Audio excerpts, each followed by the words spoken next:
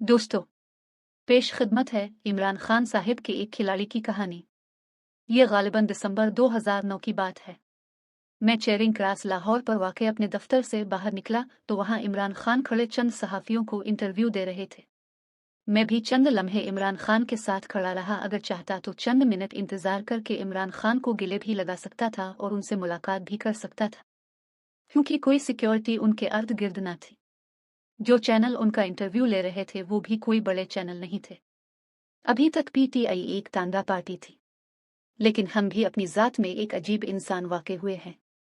क्योंकि मैं इससे पहले 5 स्टार होटल में काम कर चुका था तो क्रिकेट स्टार्स, फिल्म एक्टर्स और सियासतदान देखना मेरे लिए मामूल की बात थी।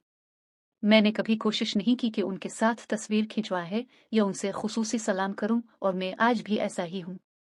गरज ये कि मैंने इमरान खान को इग्नोर कर दिया और अपनी राह ले ली।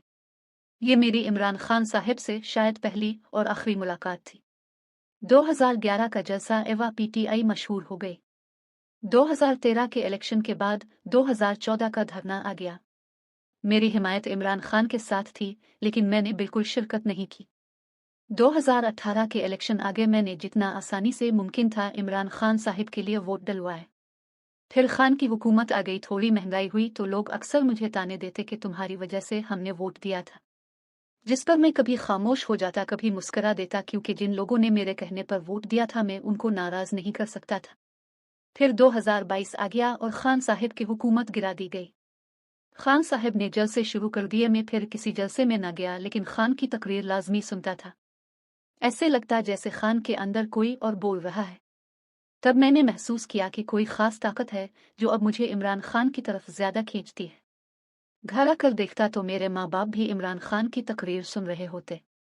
इसके बाद इमरान खान पर कातिलाना हमला हो गया। मुझ जैसा पत्थर दिल इंसान भी इस दिन आंसुओं के साथ रोया। मुझे खुद पर यकीन नहीं आ रहा था, लेकिन यह हकीकत थी। तबीयत अजीब सी हो चुकी थी। मैं फौज का बड़ा मजबूत हामी रहा था, लेकिन अब मामला उलट हो गया था। खान साहिब के खिलाफ जो भी बात करता था इससे नफरत हो जाती थी। ऐसा क्यों था ये मुझे पता नहीं, लेकिन इतना पता था कि ये सब बे-इख्तियार हो रहा था। ऐसे में 14 मार्च आ गया। पुलिस और रेंजर्स ने इमरान खान के घर जमान पार्क पर धावा बोल दिया।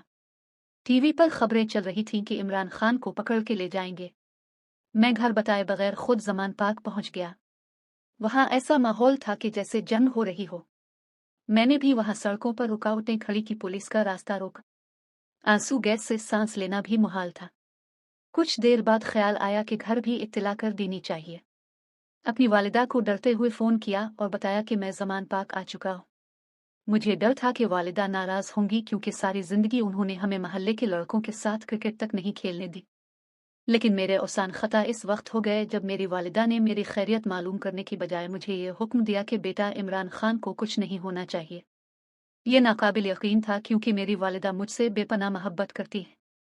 यहाँ तक कि मेरे भाइयों को भी माँ से गला होता है कि ये आपका ज़्यादा लाडला है। आज मेरी माँ को अपने लाडले बेटे से ज़्यादा इमरान खान की फिक्र थी। फिर 9 मई को इमरान खान को इस्लामाबाद हाई कोर्ट से अगवा कर लिया गया। मुझे वो दिन भी याद है कि मेरी माँ ने मुझे खुद घर से बाहर भेजा कि जाओ एहतजाज करो और इमरान खान को रहा करवाओ। दोस्तों, ये इतनी लंबी तमहीद बांधने का मकसद ये है कि मैं आपको ये बताऊं कि ये करिश्मा कैसे मुमकिन हुआ। हालांकि मैं तो कभी किसी जलसे में भी नहीं गया। ये कौन सी ताकत है कि इमरान खान अदालतों में पेश हो तो मैं परेशान हो जाता हूँ, वो परेशान हो तो मुझे भूख नहीं लगती। इसकी गिरफ्तारी पर तैश मुझे आ जाता है। इसके बारे में कोई गलत बात करे तो मुझसे बर्दाश्त नहीं होती। कभी अपने दुश्मन से भी नफरत नहीं की, लेकिन इमरान खान के दुश्मनों से शदीद नफरत है। मैं इस नतीजे पर पहुंचा हूं कि मेरे पत्थर दिल में अल्लाह ताला ने इमरान खान की बेपनाह मोहब्बत डाल दी है। अगर रात को आंख खुल जाए तो खान का ख्याल आ जाता है। दुआ के लिए हाथ उठी तो खान के लिए दुआ निकलती है। ये वही इमरान खान है जिसके लिए मेरे पास चंद मिनट नहीं थे। बेशक अल्लाह हर चीज़ पर कादिर है और अल्लाह इमरान खान के साथ है।